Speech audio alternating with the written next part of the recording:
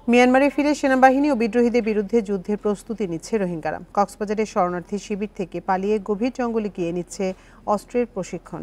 British সংবাদ মাধ্যম দি ইন্ডিপেন্ডেন্টের অনুসন্ধানী প্রতিবেদনে উঠে এসেছে এই তথ্য। রোহিঙ্গা প্রতিরোধ আন্দোলন মিয়ানমারের পাশাপাশি বাংলাদেশকেও নতুন সংকটে ফেলবে বলে শঙ্কা বিশেষজ্ঞদের। এই ঈদে জামা জুতো অ্যাক্সেসরিজের ডিসকাউন্ট।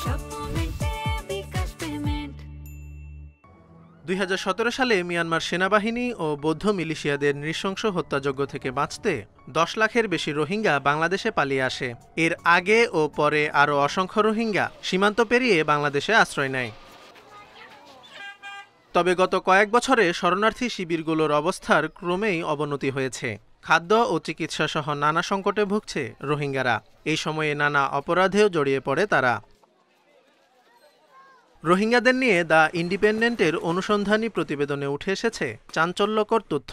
বুধবার প্রকাশিত ওই প্রতিবেদনে বলা হয়, মিয়ানমার ফিরে প্রতিরোধ গড়ার সিদ্ধান্ত নিয়েছে হাজারো রোহিঙ্গা।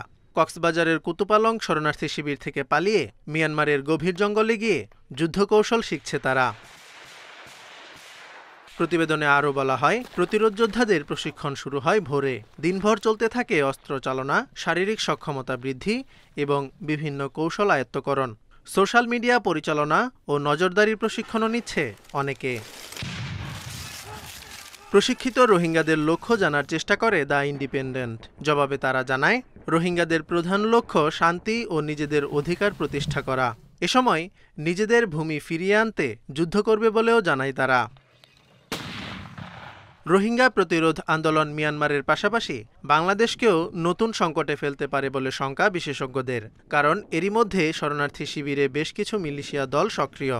তাছাড়া যুক্তরাষ্ট্রের তহবিল কমে যাওয়ায় আরও বেশি শরণার্থী অস্ত্র হাতে নিতে বাধ্য হবে বলেও মত বিশেষজ্ঞদের। Jobayer Hossain, Independent news.